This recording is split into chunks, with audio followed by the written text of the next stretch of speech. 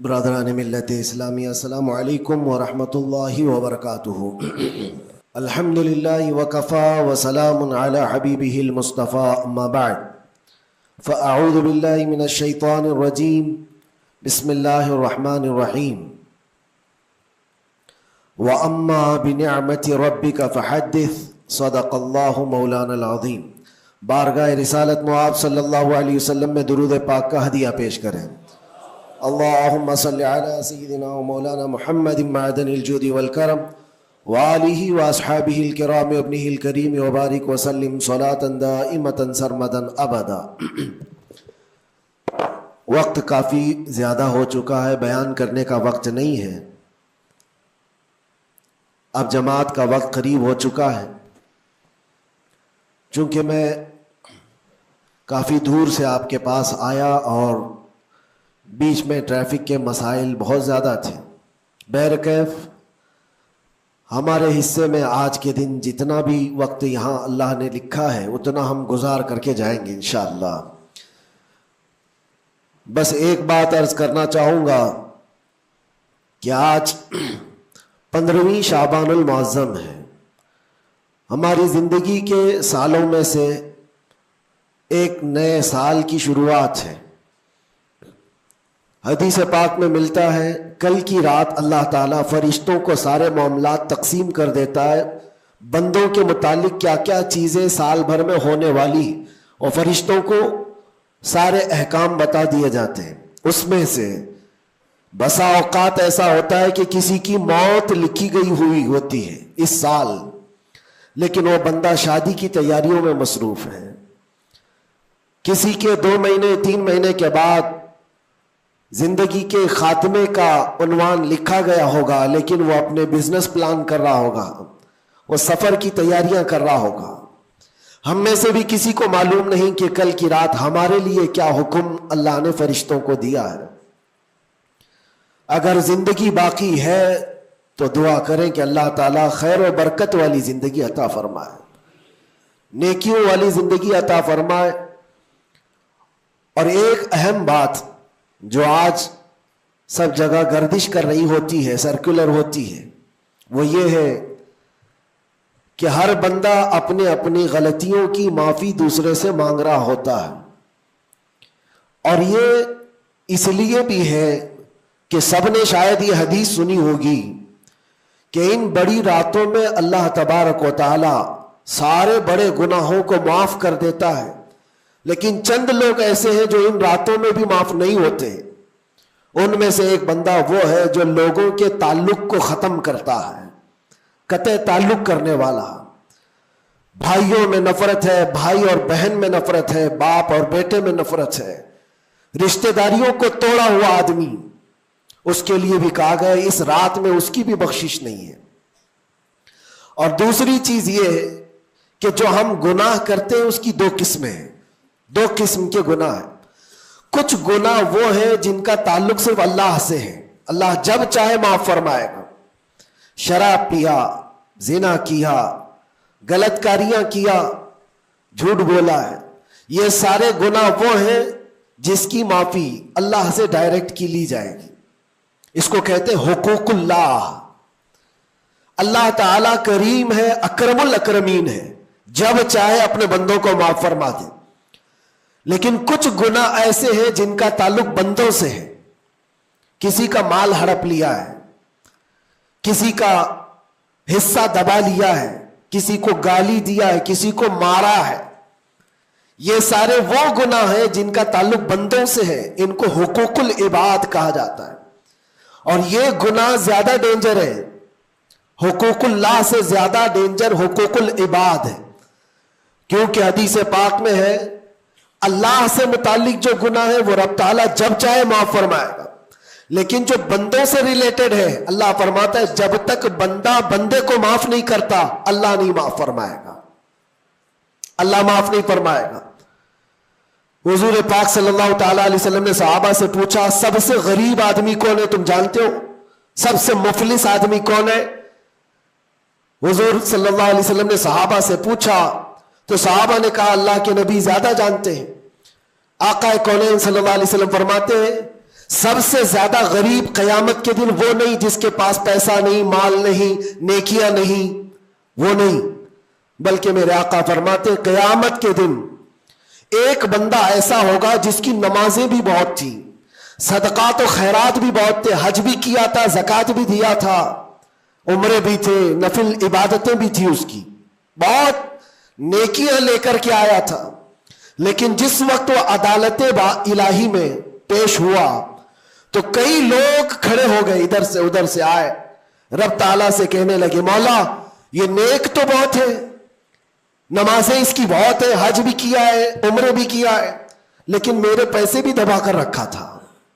کوئی کہتا ہے کہ مولا میرا حق اس کے اوپر بنتا ہے، اس نے مجھے گالی دی تھی، کوئی کہتا ہے کہ مولا میرا بھی حق بنتا ہے، اس نے مجھے مارا تھا، کوئی کہتا ہے مولا میرا بھی حق بنتا ہے، اس نے میرے پیٹھ پیچھے مجھ سے چغلی کی تھی اور لڑانے کی کوشش کی تھی، میرا حق بنتا ہے اس پر۔ تو یہ سارے حق طلب کرنے والے بندے کھڑے ہو جائیں گے اس کے خلاف جو نیکوکار تھا۔ اللہ تعالیٰ فرماتا ہے تم لوگوں کو اس سے کیا چاہیے؟ سارے بندے کہتے ہیں مولا ہم تو گنہگار ہیں، نیکیوں کی کمی ہے، اس کے پاس نیکیاں زیادہ ہے، اس کی نیکیاں ہمیں دلا دے۔ اب عدالت الہی کا یہ فیصلہ سنو، اللہ فرشتوں کو حکم دیتا ہے اس کے پاس جتنی نیکیاں ہیں وہ ان سب میں تقسیم کرو، جتنوں کا حق اس نے دبا رکھا ہے سب میں اس کی نیکیاں بانٹی جائیں۔ جب فرشتے اس کی نیکیاں نکال کر تقسیم کر رہے تھے، نیکیاں اس کی پوری ختم ہو گئی، حقداروں کا بھی حق پورا ہوا نہیں، کچھ اور بھی باقی رہ گئے تھے۔ وہ کہنے لگے مولا ہمارا بھی حق ہے اس کے اوپر، ہمارا بھی اس نے مال رکھا ہے۔ اللہ تعالیٰ فرماتا ہے اب اس کے پاس تو نیکیاں پوری ختم ہو گئی، تم چاہتے کیا ہو؟ وہ گنہگار تھے، وہ کہتے مولا ہم یہ چاہتے ہیں کہ ہمارے گناہ اٹھا کر کے اس پر ڈال دیں، ہمارا بوجھ تو کم ہو جائے۔ حکم ہوگا رب تعالیٰ کا کہ اس کے اوپر ان کا حق بنتا ہے، لہذا ان کے گناہ اٹھا کر کے اس کے اوپر ڈالو۔ حدیث پاک میں میرے آقا فرماتے ہیں لے کے تو چلا تھا بہت ساری نیکیاں، لیکن وہاں سب بٹ گئی، الٹا دوسروں کے گناہ اپنے سر پر لے لیا اور سیدھے اس کو فرشتے جہنم میں لے کر جاتے ہیں۔ یہ قیامت کے دن کا سب سے مفلس آدمی ہے، سب سے غریب۔ اسی لیے اے لوگوں حقوق العباد میں کبھی گرفتار مت ہونا، دنیا میں کسی کا حق دبا کر مت رکھنا۔ کسی کو اگر تم نے اپنی زبان سے ایذا دیا ہے، تکلیف دی ہے، یا ہاتھ سے دیا ہے، یا کسی بھی طرح سے دیا ہے، تو قیامت کے دن اس کا حق لیا جائے گا، تمہیں اس کا حق دینا پڑے گا۔ اسی لیے شب برات آتی ہے تو سب لوگ ایک دوسرے سے معافی بھی مانگ لیتے ہیں۔ بندوں سے اگر تمہارا حق ہے تو بندوں سے معافی مانگ لو، اگر بندہ معاف کر دیا دنیا میں تو اللہ بھی معاف فرمائے گا، اللہ معاف فرمائے گا۔ لیکن معافی مانگنے کا ٹرینڈ آج واٹس ایپ اسٹیٹس بن گیا ہے، بہت آسان ہے اسٹیٹس پر رکھ دینے کا کہ میرے جس کے اوپر بھی حق بنتے ہیں میں نے ان کو معاف کیا، وہ مجھے معاف کر دیں، کسی کے پاس جانے کی ضرورت ہی نہیں، واٹس ایپ میں گھماتے رہ جاؤ۔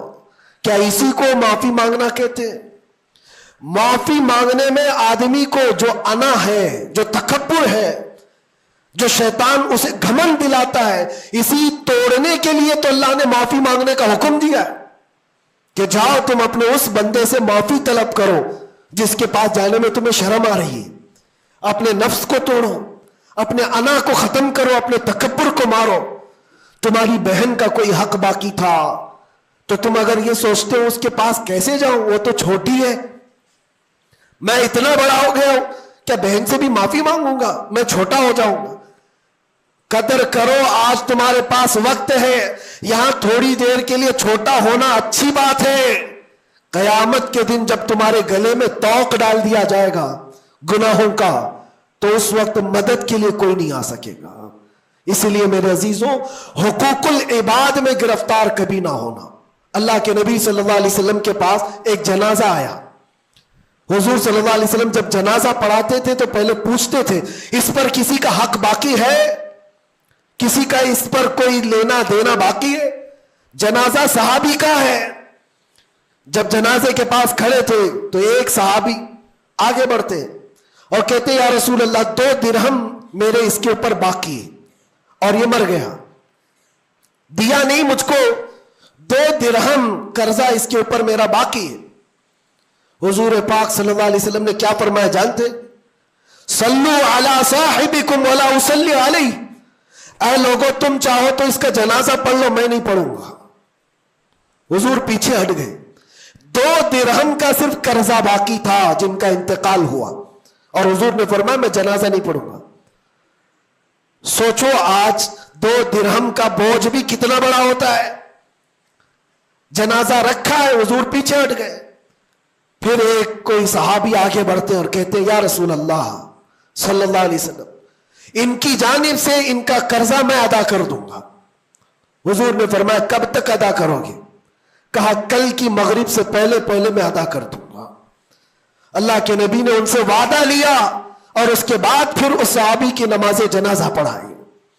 یہاں تو بہت سارے حقوق لے کر بیٹھے, وہ تو 2 درہم کی بات کر رہا ہوں. اسی لیے ہماری زندگی کا خاتمہ ہونے سے پہلے یہ حساب کتاب پہلے صاف کر لو. حاسبو قبل ان تحاسبو, اپنا حساب کلیئر رکھو اس سے پہلے کہ تمہارا حساب لیا جائے. اللہ کریم ہم سب کو کہنے سننے سے زیادہ عمل کی توفیق عطا فرمائے. رب تبارک و تعالی شعبان المعظم کے اس پاکیزہ مہینے کو ہم سب کے لیے نیکیوں والا اور خیر و برکت والا مہینہ بنائے. الہ العالمین قدیر و جبار خدا, جب تو نے رجب اور شعبان ہمیں دکھایا ہے تو رمضان تک ہماری زندگی عطا فرما. وآخر دعوانا الحمدللہ رب العالمین. السلام علیکم.